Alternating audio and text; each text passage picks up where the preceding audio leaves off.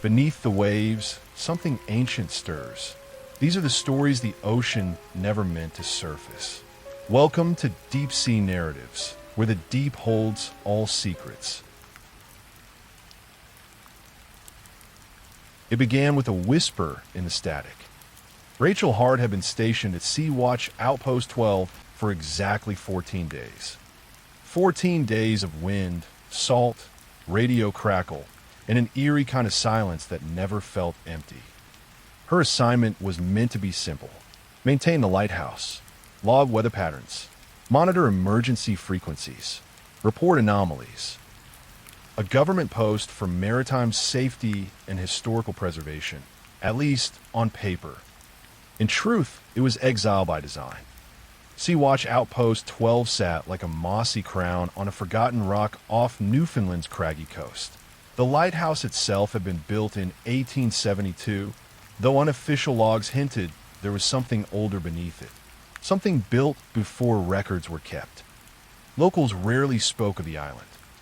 When they did, it was with vague phrases like "it don't take kindly to strangers" or "some rocks stay lonely for a reason." Rachel didn't believe in superstitions. She was a meteorologist by training, a technician by trade. She believed in numbers, signals, patterns, until the ocean began to speak. The outpost was quiet, too quiet. Even the gulls seemed to avoid it. No trees, no grass, just jagged stone, constantly licked by mist. The tower itself was tall, whitewashed, and weather-beaten. Inside, stone steps, rusted railings, mildew, and the constant groan of an ancient structure defying time. Rachel slept in a narrow bunk beside the radio room. Her window looked east, toward an endless gray horizon. Most nights, she'd sit in silence and sip weak tea, staring into the fog. She heard the whisper on her ninth night. At first, she thought it was just the storm, a soft gust caught on a frequency. But then it came again, clearer. A voice buried in static, rhythmic, intentional, low and drawn out. A breath, followed by words. "Dear." Rachel sat up straight, heart skipping. She leaned toward the console, fingers hovering over the gain knob. The air in the room had changed. Thicker, charged. "This is Outpost 12, she said into the mic. "Please repeat your message." Only the soft crackle of empty space replied. Rachel kept the headphones on for hours that night. Nothing else came. No voice, no signal, just the hum of wind and waves and the occasional ping from passing cargo ships on Channel 12. The next day, she reviewed the logs. No incoming calls. No flag transmissions. It was like the whisper had never happened. But she knew what she heard. And more than that, she knew what she felt. A presence, like something was trying to reach her, not from a distance, but from below. Later that week, Rachel explored the lower levels of the lighthouse. The air down there was damp and heavy, full of the smell of rust and seaweed. She passed old fuel canisters, shattered crates, and what looked like discarded maintenance gear from decades ago. In the back of the storage room, behind a wall of stacked fishing nets, she found a hatch. Round, steel, bolted shut. It wasn't on any of the blueprints. She checked twice. That night, the whisper returned. Only this time, it came with a rhythm. Not just a voice, but a pattern. Like a code. Ring. The bell. Rachel couldn't sleep. She lay in her bunk, staring at the ceiling, as the waves slapped the island like a heartbeat. Something old lived here. She could feel it in the bones of the rock. And whatever it was waiting.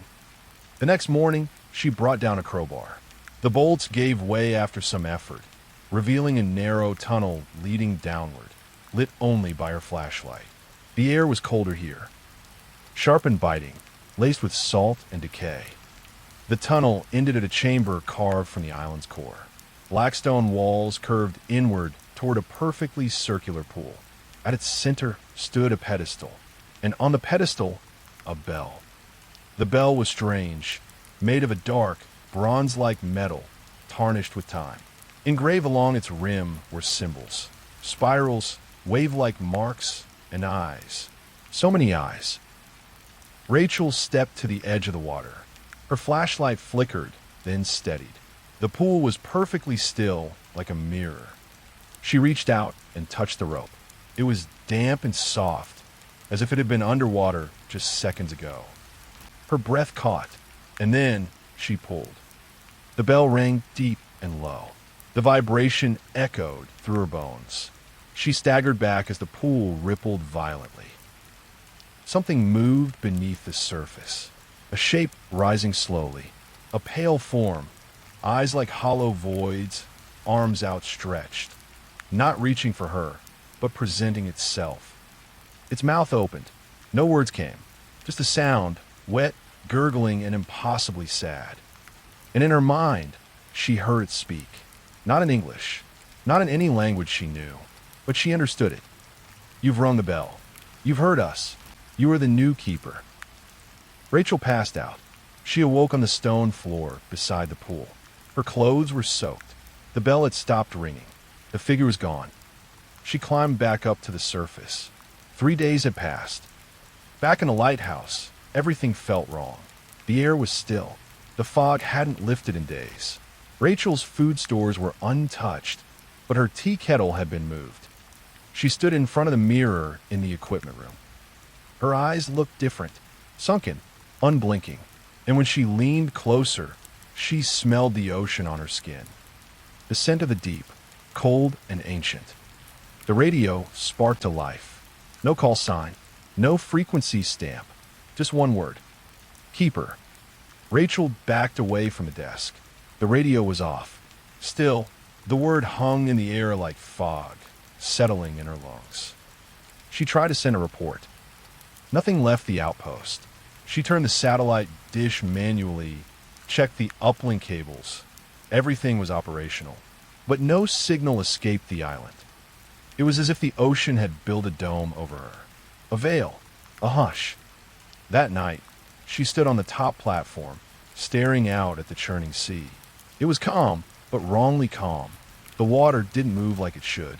Waves didn't crash. They breathed. Then she saw the lights. Small. Flickering. Beneath the water. They pulsed in a pattern, almost like Morse code. She recognized it. It matched the bell. Below the waves, something had awakened. The next few days blurred. Rachel stopped marking time. She spent hours in the chamber, watching the pool. It no longer frightened her. It welcomed her. The voices became clearer. Not screams, not threats, laments, songs of things forgotten, cries of sailors dragged under, offerings ignored, stories erased by surface silence. They had been speaking all along. We just weren't listening. On the 50th day, though she couldn't be sure of the count, a storm unlike any she'd seen darkened the horizon. Black clouds rolled like living creatures. Lightning snapped in complete silence. No thunder. In the distance, a ship, a fishing trawler. Its lights blinked erratically. She rushed to the radio. Turn back. Please. Her voice cracked. This place isn't safe. A voice replied, not from the ship, but from inside the lighthouse. From the vent beside her desk. You are the danger. Rachel descended to the pool once more. She didn't hesitate. She rang the bell. And the sea answered. The storm split. The trawler vanished, consumed by a towering wave that left no spray, no echo. Only silence, and a glowing mark etched onto the chamber wall. A new sigil, a tally. Back upstairs, Rachel found the journal of a former keeper, dated 1906. The final page read, "You do not choose the bell. It chooses you." She closed the book. She understood now. She was not a prisoner. She was a steward, a translator, the one who listens so others might not have to. Weeks passed, or maybe longer. Rachel no longer kept track. Her sleep had grown shallow, her dreams full of lightless water and singing bones. She barely ate, barely spoke. The lighthouse had become a conduit, a living organ, and she was part of its circulatory system. Then came the night the sea glowed red. A bloom of bioluminescence, or something like it, pulsed outward from the island. Rachel stood on the top deck, eyes wide, as the ocean itself shimmered like blood ink. Ships beyond the horizon would see it. They would turn back, or they wouldn't. She no longer tried to warn them. The whispers began to say her name. At first it was soft, barely distinguishable. Then it became clearer. Rachel, Rachel, Rachel. It was not a summons. It was a chant, a welcome. The deep had accepted her. She was no longer the outsider. She was the voice that answered. One morning, she found the chamber changed. The pool had grown larger, its edge creeping across the stone. New glyphs covered the walls, one she had never seen before.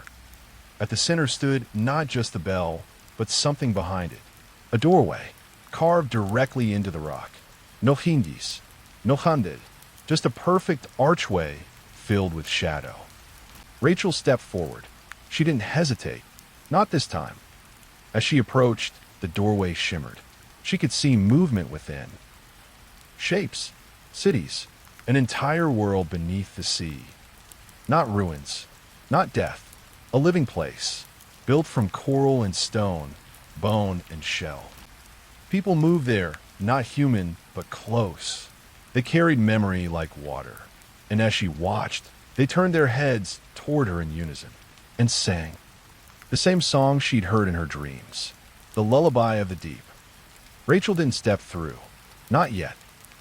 She returned to the surface that night, climbed the stairs of the lighthouse one last time. She lit the beacon, not as a warning, but as an invitation. Let them come. Let them hear. Let someone else become the voice. The next morning, the supply helicopter came. It hovered above the island, pilot squinting at the broken beam and the rusted stairs. He saw no signs of Rachel, no footprints, no movement, just a faint tolling of a bell, soft, distant, as if underwater. They sent a recovery team. They found the hatch. They found the chamber. But the pool was gone, just smooth stone, as if it had never been carved. The logs were intact. The journal entries ended with a final line, "I am the deep now."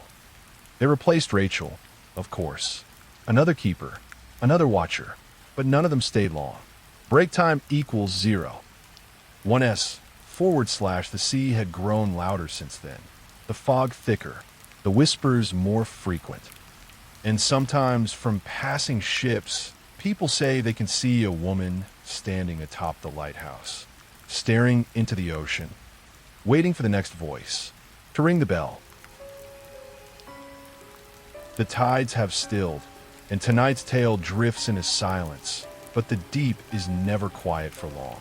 If this story stirred something beneath the surface, like subscribe and return to the depths, where every ripple hides a secret and every current carries a forgotten truth. This is Deep Sea Narratives. Thanks for watching.